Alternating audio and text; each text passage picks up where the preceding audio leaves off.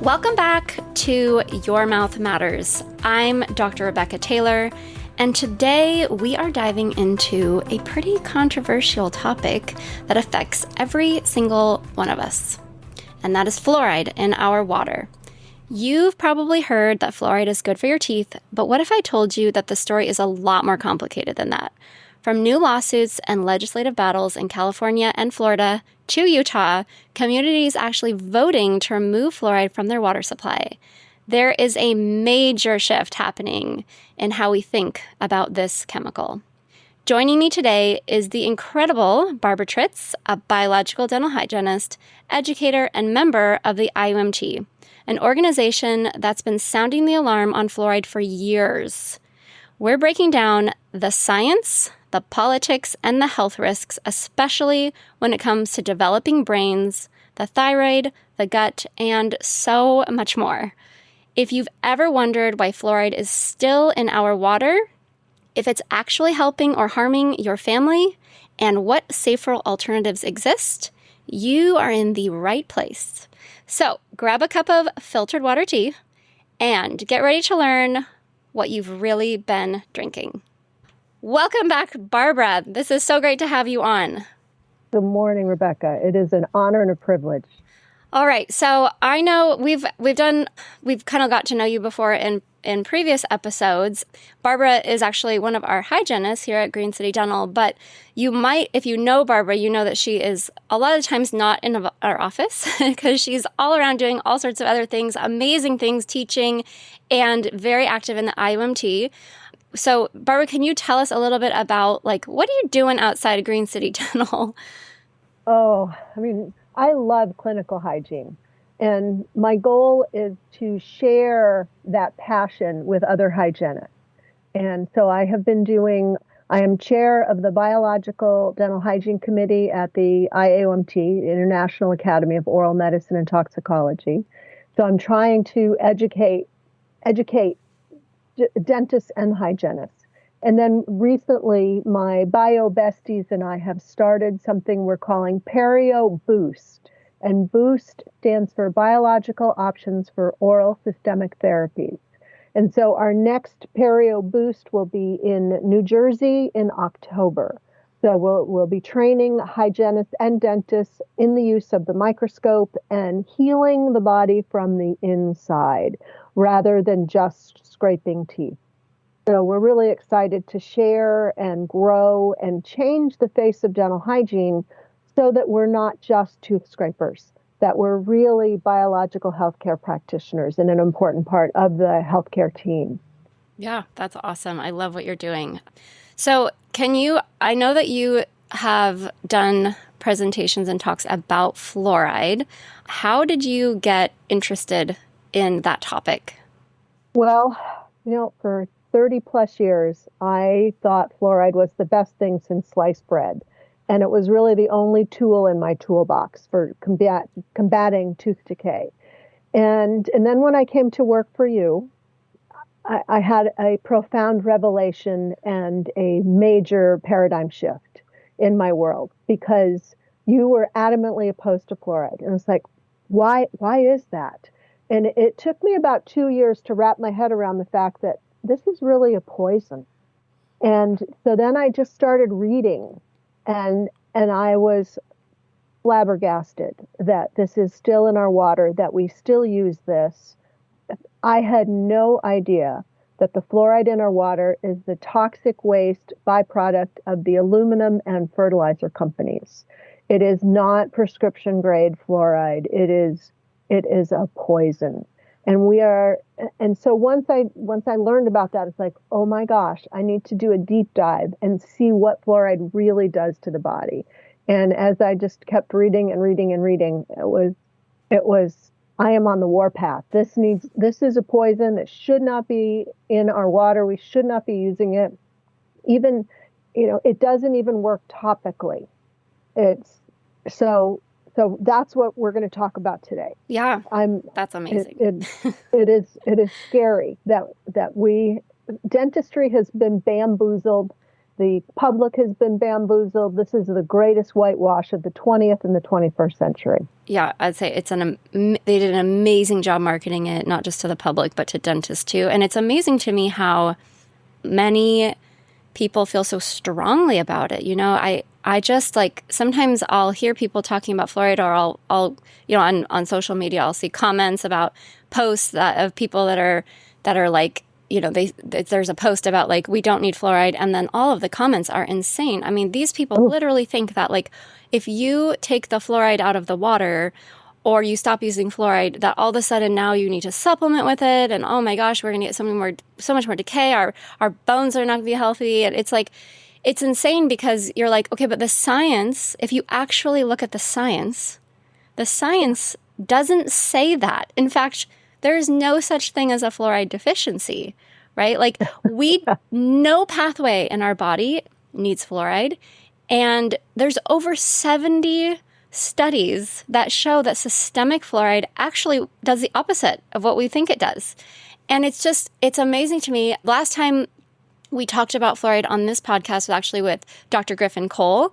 And this was before the judge made their ruling in California. So if you don't know what's happened with this lawsuit in California, which I was shocked at how little information was publicly out there with this lawsuit. Like, you would think after a 7-year lawsuit, this would be on every news headline. You would be seeing it all over social media, and you just didn't.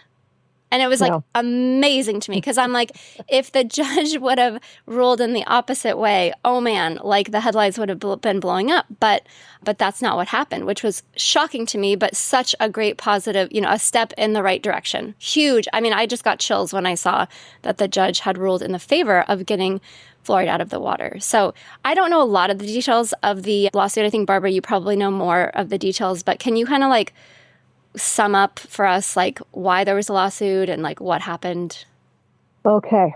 That's my favorite topic. Okay. So yes, it's been a 7-year escapade for the Fluoride Action Network and other groups that joined together because of TSCA, which is the Toxic Substances. What is TSCA? I should know. Toxic Substances Control Act. The Fluoride Action Network petitioned the EPA to relook at fluoride as a toxic chemical. And so the EPA rejected that. So under TSCA, the Fluoride Action Network was able to take this to court. And so this has been a 7-year journey. And Edward Chen has been right there, the judge has been right there with them the whole entire time. And the National Toxicology Program did a review of fluoride because of this lawsuit. And so the NTP found, they looked at 72 research studies, human studies. And in the NTP report, they found that, yes, fluoride does reduce the IQ of our littlest little up to 7 points. And it harms the fetal brain development. So it causes brain damage. And so in September, Judge Chen ruled, and let me read his ruling for you, that he said that the court finds that fluoridation at a water level of 0.7 milligrams per liter, so that is our 0.7 parts per million, which is what is in our water, that level presently is considered optimal in the United States, but it poses an unreasonable risk of reduced IQ in children. And the court finds that there is an unreasonable risk of injury, risk sufficient to require the EPA to engage with a regulatory response. So it reduces the IQ of our children, and that will affect the whole entire society.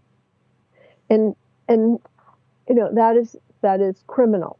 And the EPA is now required to go back and reduce that risk. And when something is deemed a risk, a chemical is deemed a risk, then they have to reduce it tenfold. So that will, and the level that they're looking at is 1.4% or 1.4 parts per million. And so they need to reduce it to 0.014 parts per million. And that's the level that it should be at. Mm-hmm. No other chemical gets the treatment that fluoride does.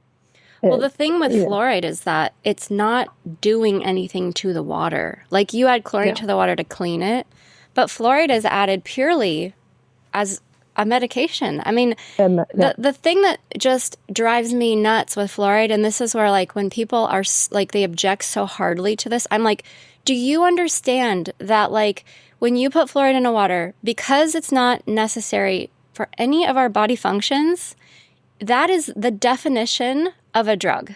So we're adding a drug to our water and there's no dose control. And this is why we see the issue with little kids, right? Because a little baby who's being fed formula, who's on an all liquid diet, right? They're drinking lots of water and you know, if you're doing formula, right? You're adding that tap water to the bottle and to the formula and like they're drinking a liquid only diet. Well, guess what? They're getting so much more fluoride for their body weight versus you who's drinking 8 cups a day, right? And their bodies are not as developed as ours. Their nervous systems and their brains haven't grown yet. So it doesn't surprise me that they, you know, fluoride is a neurotoxin, right? It kills nerve cells. So it's like, to me, the dose is the problem. Like there is no other medication that every single person in our country is taking. And if there was, we would all have different doses because you weigh more than I do, or you're a baby. And so, you know, you would never give a baby the same dose of something. The babies get adult doses. Exactly. Of that's that's so horrible. Yeah. And it's like, and you know, in order to get it out of your water, this is the other part that really bothers me, is that there's no choice really. Like, okay, you can go buy a very expensive filter, which may or may not remove all of the fluoride. You know, a lot of the water filters, they claim to remove fluoride, but they don't actually remove all of the sodium fluoride out of the water, right? So it's like, even with your best efforts, it's impossible to get away from it. You go out to eat, you order a beer, that's going to have fluoride in it. Even the dental materials that we use, like we try really hard to not use fluoride in our office, but it's impossible not to. Because if they use water to make the product, it has fluoride in it. So, you know, when people are like, does this have fluoride in it? I'm like, well, yeah, everything does, you know, because you're not just getting it in your water, you're getting in all of the foods that you're eating. If you use fluoride water to water your plants, I mean, it's everywhere. Nobody has a deficient in fluoride. That's not a thing. It's just not a thing. So it is. You know, and you mentioned tea earlier. Tea is really high in fluoride because you're watering the plant with it and then you dry it. And so now you're getting way more than that 1.4 parts per million. Yeah. You're getting up to 4.4 parts per million or 6.4 parts per million. And if we can't, you know, our senior citizens who don't have good kidney function, they're not excreting the fluoride. And our babies, they're getting adult doses. And our diabetics who have kidney issues are getting way more toxins. So we can't regulate how much fluoride people get. It's criminal. Yeah, it really is. And I'm just like shocked at how good the marketing has been with fluoride. And even after that ruling, so the judge for 7 years looked at the research and people testified. And I mean, it was a very thorough investigation. And the ruling by the judge was what you read. Like, it shouldn't be in our water. It's way too high and we need to reduce it or just take it out completely because it's really having these health impacts. And the amazing thing to me is that right after that ruling came out, the American Dental Association came out with their statement, which was, yeah, we don't believe that was true, even though that's totally based on science. We stand behind our fluoride. Everybody should still have fluoride. And it's like, whoa, like, I'm just shocked. I'm shocked at how the Dental Society has responded. It's like, hey guys, you know what? Like, we did our best. We thought this was a thing, but guess what? It's not anymore. And we went through freaking 7 years of looking at all of this research. And the judge was like, yeah, this is like not okay. And we're still standing behind it. It's insane. And I've seen dentists that come out with theirs. We're going to follow the ADA recommended guidelines. Like, I'm just shocked. And now there seems to be, this all happened before the political part. Now fluoride has kind of been dragged into politics with Kennedy, right? And so I don't know if that's a good thing or a bad thing, but I feel like it's just getting there's such a highlight now, and a lot of people really don't know that there's been all this research done, and there's been a judge ruling, and there's been all of these things that show that it really shouldn't be in our bodies and in our water, and yet we're still not able to let go of that. No, they are married to it. I mean, it's a cash cow for dental offices. The insurance companies cover it, and so it is easy money, and it's because the fluoride in the water is the toxic waste. The aluminum companies and the fertilizer companies would have to pay now to get rid of their toxic waste. So they've been selling it to our water systems. Yeah. So making money off of it. And now if they have to dispose of this super toxic chemical, they have to pay money. So yeah, there's a lot of incentive to keep putting it in our water, right? Because now their profit turns into something that they have to, it's a liability for them now. Yeah, it's just fascinating to me, all of this. And it's going to be very interesting to see how it all unwinds. Since that ruling came out, there have been several states that have actually voted to get out of the water, right, Barbara? Yes. And I was actually in Utah when we heard from the Utah legislator that came to the IAOMT meeting and announced that the governor is signing the declaration to get fluoride out of the water in Utah. And that was so exciting. And then Florida is next. They've been going county to county. The IAOMT has been going to the different water districts and presenting the information. And the Surgeon General, Judge Dr. Joseph Ladapo, is behind the push to get fluoride out of the water in Florida. So it is happening section by section in Florida. So hopefully people will start to understand how toxic this is. Fluoride. My favorite book is The Fluoride Deception, and I encourage all our listeners to read it. And you will never look at fluoride the same. It was put in our water because of the Manhattan Project. They used fluoride to enrich uranium. And then because of the toxins in the factories, the air pollution in the factories, and in the air pollution from the fluoride in the surrounding communities, ruined the livestock, crippled them, and it crippled the workers, and they lost their teeth. They had skeletal fluorosis, and the farms were devastated. And so the farmers were petitioning the government. They took the government to court, and the government needed to hide the fact that they were using fluoride to enrich uranium. And so the government pushed the fluoride in the water, and they bamboozled dentists into thinking that it's going to reduce tooth decay. And so that was the way that they pushed fluoride on us. And so once the dentist said, "Oh, it's safe to drink," then all the lawsuits went away. Well, they're and they doctors. paid the farmers.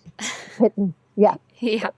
Well, wasn't there like a study or some population that had less tooth decay? I think Griffin was telling us about this.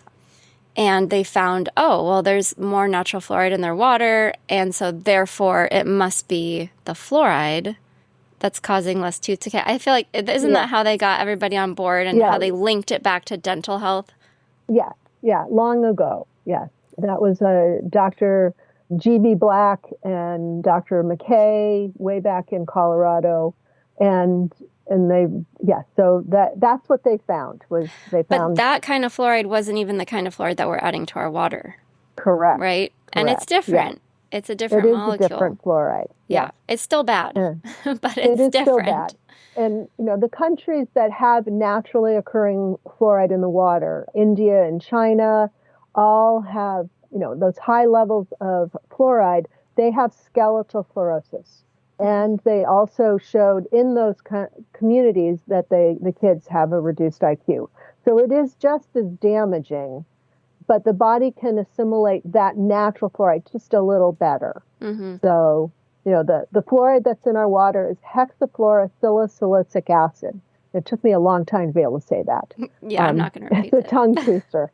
But that's the toxic fluoride that we're putting in our water system. And it is the byproduct from the aluminum fertilizer and the phosphate companies' wet scrubbers. They take the pollution control devices, lock the fluoride into the smokestacks, and they scrape that out, and that's what they sell. Yeah, and I heard this at the IOMT a long time ago, but they said a half a cup of that spilled on your body will kill you.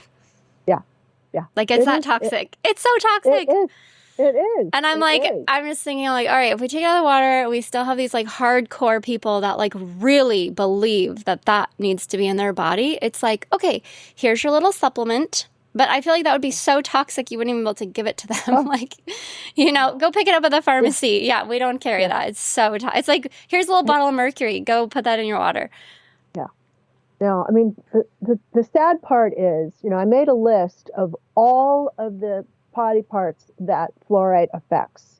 And I have a list of over 40 things that it destroys, from the thyroid to the brain to the hormones. In what they found in the Newburgh-Kingston study way back in the 40s, the great fluoride beginning, is that the girls in the girls in Newburgh had their periods start 5 months earlier than the girls in Kingston. So it messes with our hormones, and it affects male fertility. It reduces the sperm motility. It reduces female fertility. Which we have a huge problem with. Yeah. I mean, all of these things, thyroid issues, so common. I mean, it's rare I see somebody's health history without some kind of thyroid issue. Everybody. And fertility, huge. Yeah. And people are like, I don't know what's happening. And we're just like, we don't know. And we're doing IVF, we're like, here you go. We'll make it in a lab, But it's like, okay, let's wake up, everybody. What's in our environment? Yeah. What could be causing this? Yeah, it's a poison. Yeah. And we are drinking it every day in our water. We're cooking with it. We're showering with it. So we're inhaling it.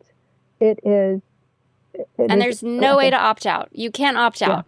You can't give your informed consent. It's just in there.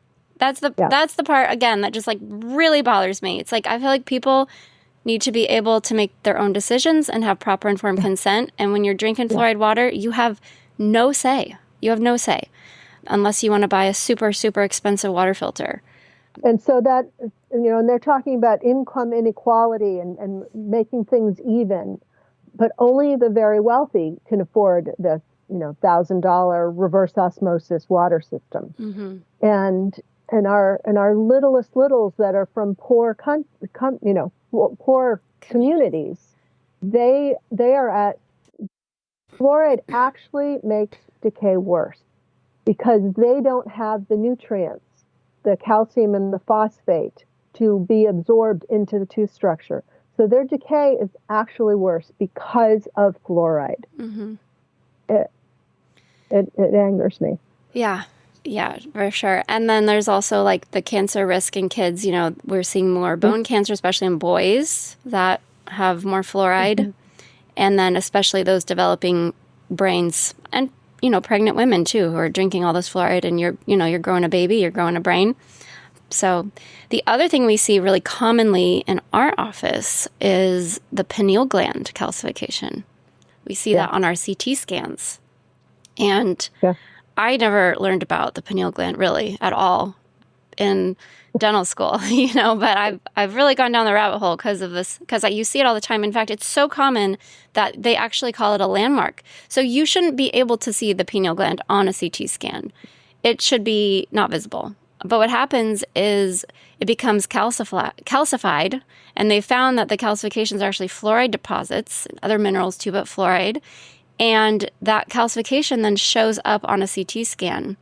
And the pineal gland is responsible for making our melatonin. So it helps us with our circadian rhythm.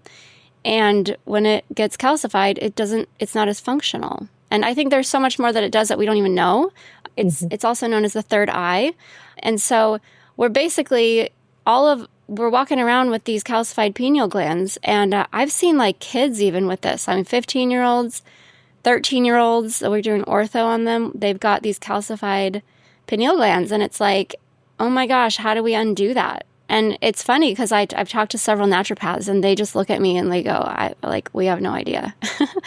We're not even aware because they're not doing CT scans of the head, right? So like nobody's looking at that and everybody thinks it's a normal landmark if it's calcified. So it's very interesting. It's like, all right, what is this going to do to our health like long term? I don't think we really know.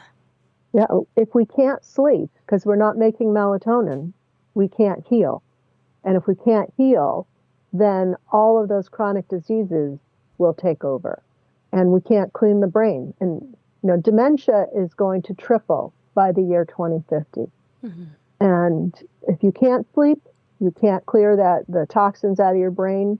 And, so many people say, senior citizens, they just don't sleep as much. They just don't need as much sleep. And that is hogwash. Mm-hmm. We are calcifying the pineal gland and melatonin is not being produced. We're not sleeping because of that. Mm-hmm. And the other thing, people will say, well, melatonin is also made in your gut. And it's like, well, that's true. But fluoride also changes your gut microbiome.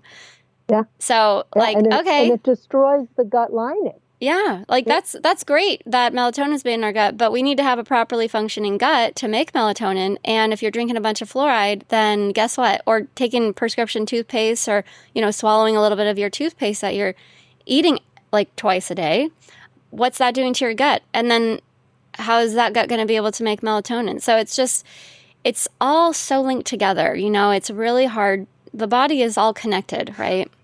And when you just look at one factor, you're missing so much of the bigger picture.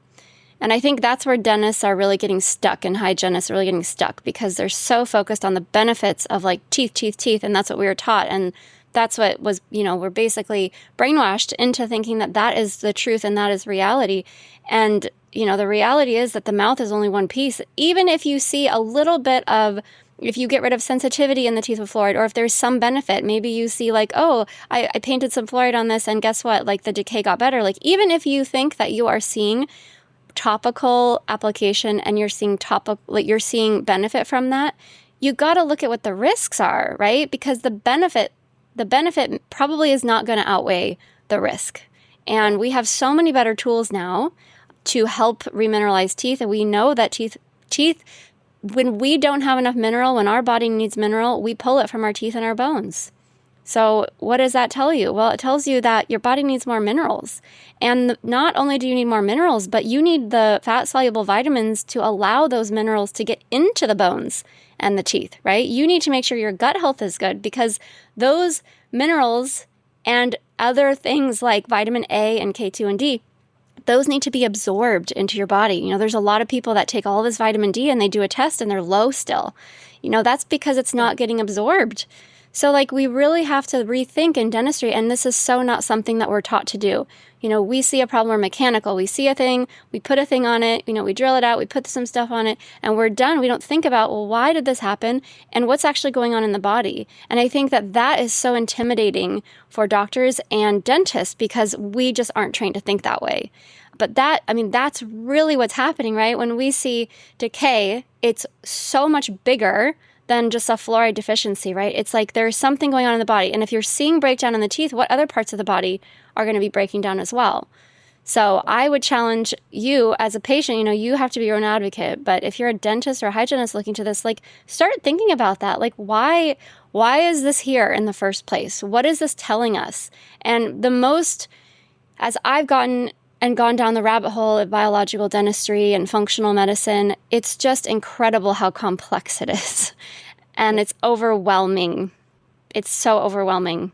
And it is hard to address all of those things in a dental office because we just don't have a ton of time, right? And this is where having other practitioners who can really help figure out the why behind things and figure out all right, what are we deficient in, and diet-wise what's going on, and gut-wise what's going on.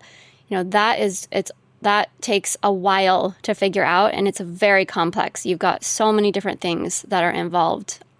But in order to achieve really your best health, that's kind of what we have to do, right? We can't just paint some fluoride on something and call it a day, because I guarantee you 6 months later are going to go by and you're going to have another cavity and you're going to be like, oh, okay, well, where's my fluoride treatment, right? It's just this cycle. We're not fixing things permanently. We're just masking symptoms. It is a Band-Aid. It's totally Band-Aid. Yeah, totally a Band-Aid. So, and it's a crutch. Yeah. And I feel like it's also just kind of this thing that we stand behind as dentists. We're like, well, we should just put some fluoride on that, because we have no idea what to do, right? We see this patient coming back every 6 months. They have decay. They're brushing. We're like, are you brushing and flossing? Yes. Then we give them the prescription fluoride toothpaste, which is like 1,000 parts per million, which is like insane. It's insane that you even put that much fluoride in your mouth. But like, now we're brushing with that, and they come back, oh, it's still got a cavity, and it's like, all right, well, have you been brushing? Okay, well, now we need to do fluoride varnishes and trays, and you need to come in more often, and we need to drill this tooth, and now we need to drill this one, and oh, now you need a crown, now you need a root canal. I mean, it's just this domino effect. Once you start down that path, it's just, you're on that path. You're strapped into that roller coaster. And it's a death spiral for the teeth. And the tooth decay is the canary in the coal mine for a much bigger systemic issue that dentistry is ignoring, that dental hygiene is unaware of. And until you deal with the root causes, which, and that is a big problem. You're not absorbing it. You're mouth breathing. You're dropping the pH. You're not absorbing your fat soluble vitamins. And then you're putting fluoride on as just a Band-Aid and thinking you're doing a good thing. And it is so detrimental. If fluoride even stopped tooth decay 100%, I still wouldn't endorse it, because it is so destructive to the rest of the body. And it is not something that should be in anything that we use. Yeah, I agree. I 100% agree. So, Barbara, you're part of the IUMT. And when we had Griffin Cole on, the IUMT has been advocating for no fluoride for a long time. And if you're looking for more information, they're a really great resource. They have a very strong, position on fluoride. They have a lot of science to back it up.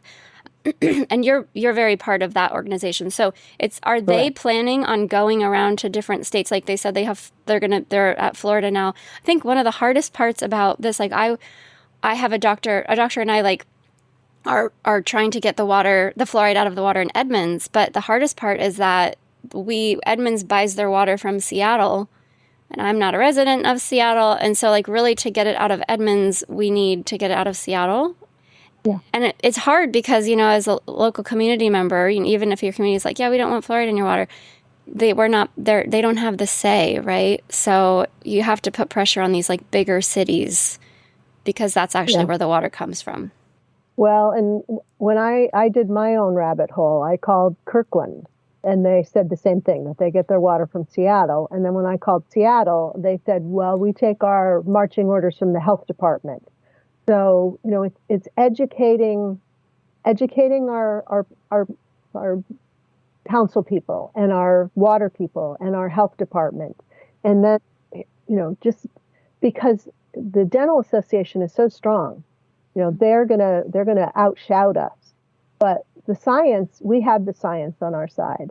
So I think we just need to get the word out. The public needs to know that fluoride is unhealthy, and that fluoride is so destructive to our joints, our bones, our endocrine system, our thyroid.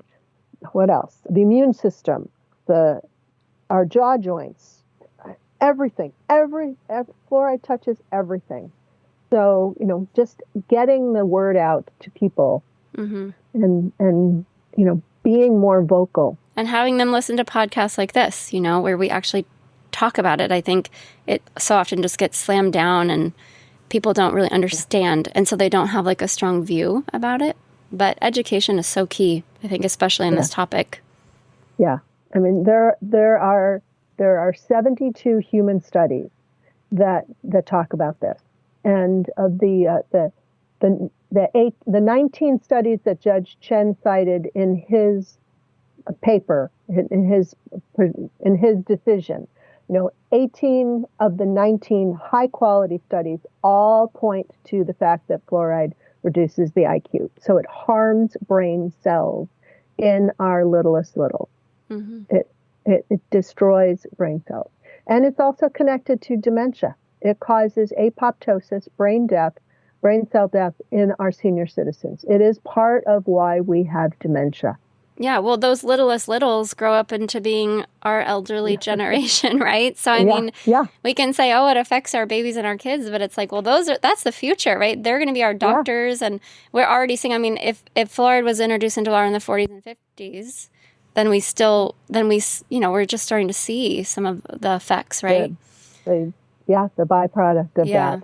Yeah. And so, and then because we're doing the fluoride treatments and we're doing, the fluoride in silver diamine fluoride is 22,000 parts per million. So we are putting 22,000 parts per million in our littlest littles that have tooth decay. So it's going straight to their brain. Yeah. And our fluoride treatments are 12,000 parts per million. And the prophy paste that we use, not in our office, but in general dentistry, is also 12,000 parts per million. You are getting so much fluoride. Yeah. There is no shortage of fluoride. And yet tooth decay is still at epidemic levels, because our diet is not good, our processed foods, our chemicals, and our absorption. Fluoride's destroying our gut lining, so we're not absorbing our nutrients. Ta-da! That's why we have tooth decay. Yeah, I mean, you would think since we're all overdosed with fluoride, like there's no shortage of it anywhere in the United States. You would think if there's such a strong correlation between decay that we would see that decay was not a thing anymore, right? Yeah. And this is like, okay, dental community, can we please wake up? Because the picture is so much bigger than this. Like, why are we getting so stuck on this? It's like, okay, I think all of us went into dentistry and we went in because we wanted to help people. We want to be science-based. But the reality is, okay, now the science shows this. And like, we need to pivot and change our mindset so that we can keep up, and we can really change the health of our patients and our kids and the future generations that come after us. Because we are in trouble. I mean, all of the diseases are on the rise, and we just continue to make medications and put Band-Aids on things. And if we don't really change our lifestyle and the way that we are, our mindset about disease and why we see things and really focus on the root cause, we're just going to be in trouble. We're going to be in big trouble. Yeah, we are. But, I mean, the wonderful thing about your office and biological dentistry is that we know that there's a better way forward. Mm-hmm. And I mean, I had no idea until I discovered biological dental hygiene. I didn't know this existed until I was 37 years into my career. Wow. Like, where has this been all of my life? I mean, I knew that things were wrong, but I didn't know how to fix it because the only information I was getting from the ADHA and the ADA is more fluoride, more fluoride, more fluoride. Yeah. But with biological dentistry, it's like, it was the light bulb moment for me. And it changed everything about my career and made me more passionate about it and made me want to share this information with other hygienists because we can solve tooth decay. It is optional. But we have to get to the root of the problem. It's not a fluoride deficiency. It's not a cleanliness thing. It's a nutritional deficiency. Mm-hmm. It is an absorption. It is systemic issues. It is a pH. And then that causes the dysbiosis of the biofilm and causes the bacteria to slide down those tooth tubules because we're dehydrated and those tooth tubules are open and lack the dental tubule flow. I had no idea. I had no idea. Well, I am so happy, and I see like the IOMT will publish like a thing like, oh, there's all of our new members that joined this month. And it's so exciting to see more people, more dentists start to be more aware and start to go, oh, there's this whole other way of doing dentistry. I want to learn more about that. I mean, it's so awesome. I remember when I first opened the practice here in Edmonds, there was just a couple of biological dentists and they were all older guys, and it was kind of like this club, and I was like this newer, young dentist, and I didn't really know what I was doing, but I, started to go down that rabbit hole, and it's just so awesome to see all of these younger dentists now, like, go after that, right? And go like, okay, I need more information. This makes so much more sense to me. So I do feel like as dark as fluoride is, because I think, you can kind of sit in a corner and be like, oh my gosh, we're all doomed. Like, we're all being medicated. This is like so depressing. But the exciting thing is that we are seeing organizations like the IUMT get so many more dentists and hygienists aware and on board and learning about this, and then taking it back to their communities and talking about it. We're also seeing that the public is becoming more aware of it. And just like this lawsuit that happened, it's really becoming a hot topic these days. And just the fact that it's on the ballot and we're talking about it, to me, is like such a step in the right direction. Because before it was like, you guys are crazy. You're anti-fluoride. You're freaking crazy. And now it's like, oh, maybe there's a thing here. Right. And there's people that are going to be kicking and screaming. But honestly, with that judge ruling, I don't know if we're going to have much of a choice. I mean, the EPA is going to have to do something. They're going to have to do something, which is exciting to me. And so it's out of Utah. It's going to be out of Florida. Like, those are that's just the start. So to me, this is a very exciting time. And I feel like when I have grandkids, they're going to be like, oh my gosh, grandma, like, I can't believe that you grew up where they added fluoride to the water. Like, that is so crazy. Like, how, like, that's insane. Like, I just can't wait for that conversation with my grandkids. You know what I mean? I just, like, I can see it. Yeah. So I do feel why we allowed this poison in our water. like kind of like mercury. Like lead. Yeah, like mercury fillings. Like, lead. Why do we think putting mercury in people's heads is okay, Yeah. It's so crazy. You're like, we're all smart. We all are science-based, and yet, like, we're still putting mercury in people's heads. Like, can't put it in the garbage, can't put it in my garden, but I can put it in your head, Which is 4 inches from your brain. Yeah, like, that's nuts. That is nuts to me. Toxic. We know it. Yeah, we know it, but still, dentists and the ADA, I mean, it's safe. It's like, okay, guys, can we, like, I think we didn't know more, and now we know more, and now we can say, like, it's just not okay, right? And it's like, we need to change. But I think we are now being kind of forced in that direction, and I think that's really for the better, because I don't think that the ADA and other, bigger organizations really want to see that happen. But now it's like, okay, this needs to happen, guys. So I'm excited to kind of see how it all rolls out. And I think, having information and knowing about fluoride really helps empower you as a patient. It helps you go back to your dentist and challenge them and say, hey, I don't want the fluoride treatment. I don't want the prophy paste that has fluoride. Start asking questions, because your questions actually change the way that the dentists think. And if every single patient comes into their office and says, I don't want fluoride, I don't want fluoride, I don't want fluoride, the dentist is going to go, crap, I need to go learn about non-fluoride products. I get texts all the time from my dental friends that are like, what toothpaste do you recommend for somebody who doesn't want fluoride? What do you do for your prophy paste since you don't use fluoride in your office? I'm starting to get more questions, and that's exciting. And that's led by the public, right? Because the public's coming in going, no, I don't want that nasty stuff in my mouth. You need to come up with an alternative. And the dentists are just looking at them like, what? Well, the sad part is that the hygienists are taught to fluoride shame. Like how, I was taught that too. And, to have a poster, I went to a course last summer, and it was all I could do to sit on my hands and not scream. But, she showed a poster, the benefits of fluoride, and that you should put this in your office. So when patients don't want to have fluoride, you can show them how great fluoride is, and to, show them that they need fluoride. And so, it's. But again, we're only talking about benefits. Here's the thing. Yeah. Here's the benefits. But where are the risks, right? And that's true informed consent. And I bet that poster didn't talk at all about the risks. Not at all. Nope, not at all. They are blind to the risks. They're like, oh, after age 8, they won't get any more fluorosis. Like, well, but fluorosis those white streaks on your teeth that make your teeth kind of sparkle, those are actually outward signs of inward fluoride toxicity. And I see fluorosis in probably 80% of my patients when they sit in the chair. I can see it. So we are damaging beyond the tooth structure. Yeah. All right. So if you are listening to this and you are inspired to get involved, what are the next steps, Barbara? Well, absolutely. Join the IAOMT as a dentist or a hygienist. The IAOMT has a 70-page position paper on fluoride. Educate yourself. Educate yourself. And the public is actually, welcome to download that paper too. Take it to your dentist. Take it to your hygienist. Challenge them to level up their education.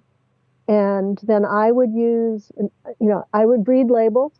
I would use no fluoride. I would, spend the money and filter my water, which I have done. And I would say, up your brushing game, use a nanohydroxy and microhydroxy apatite crystals of calcium and phosphate. And there are lots of good, healthy toothpaste now that have good, safe ingredients. My bottom line is if you wouldn't swallow it, it shouldn't go in your mouth. So if there's a poison warning label on something, don't put it in your mouth. Throw it away. Do not save it. Don't put it in the guest bathroom. Throw that away. It's a poison. Or in your travel bag. My husband did that. I was like, what is this? I felt like I was being cheated on. I'm like, what is this? I found this thing. Oh my gosh. He's like, oh, I'm sorry. Anyways. Yeah. So, if it's got a poison label that you should call poison control, it should not be in your house. And, throw it away. And then talk with your dental professional. And if you have questions, you're welcome to message me. I have many blog post articles. My blog is queenofdentalhygiene.net. And I've got research linked in there. You're welcome to download that, share that with your dental professionals. And, for hygienists and dentists, join us at the IAOMT and let's learn together how to have a healthy mouth. Because, it's not just about throwing a Band-Aid on it. We have to get to the root causes. And the IAOMT and the IBDM both have many resources to educate you and to level up your dental care. Yeah. And I would say attending city council meetings, also great. Learning more about if fluoride is in your water, in your community, have a voice. I'm actually working with Dr. Petaluma right now. Like I said, we've gone to Edmonds. We're going to go bug them again. I think we need more people bugging our government, right? We need more people saying, hey, we don't want this in our water. We don't want this in our water.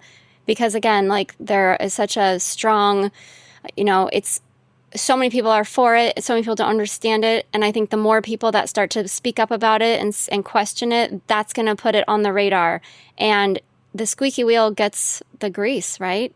Yeah, so we need to be squeaky. We need to go and start bugging people. And like I said, like Barbara said, get a good water filter at home. A really great one is Radiant Life. They have a 14-stage water filter. I really like that one. I like it because it does reverse osmosis, but then it also adds the mineral back into the water, which is really important because if you just do reverse osmosis, your water's pretty dead and you don't have the mineral. And again, going back to kind of tooth decay, we want that mineral, right? We don't want to be mineral deficient. So I like that filter. And then Fluoride Action Network is another really great website that has so much information that will empower you. You can take that information to your city council and talk with them about it. And just start having the conversation with friends. A lot of people, it's so interesting being a mom, I'm like way over here because I'm a lot more crunchy, right? I'm a lot more like woo-woo, as you would say, as my friends would say. But it's fascinating to me how many moms choose not to give their children fluoride toothpaste. It's like this instinct inside of them. It's like, well, I don't know if I want to give my kid fluoride. And so even in my mom friends that are not really crunchy and woo-woo, they're still choosing to give their child fluoride-free toothpaste, even though the health department sends you these things that are like, literally, you need to give your kid fluoride. 4 out of the 5 recommendations are all fluoride. So it's amazing how I think our mindsets are starting to shift, and just starting the conversation with friends and your pediatrician too is is great because they may be more open than you think. And they may be willing to go to the city council with you and really get that ball rolling. So yeah, and then of course, fluoride is not the only thing in water, so getting a water filter can also help with that. So anyways, Barbara, it's been so great having you on. I am just like, I can't believe all the things that you do. It's amazing. Like, you spin circles around me. Oh, I was thinking the same thing about you. Well, that's why we work well together. So I hope that this conversation for all of our listeners has opened your eyes to the bigger picture around fluoride, what it is, what it does to our body, and why so many experts are now calling for it to be removed from our water especially. So at the end of the day, especially for me, this is about informed consent, transparency, and protecting our families and our littles. Our kids are the next generation, and you, as a parent, deserve to know what's going on in your body and to have the choice. So I hope you guys make sure that you follow us on social. Make sure that you share this episode with all of your mom friends, all the people in your life that have kids. I feel like need to know this information. We really need to get this word out as a public, and we need to stay curious. We need to stay empowered, and we need to keep advocating for real health. So we will see you next time. Remember, your mouth matters.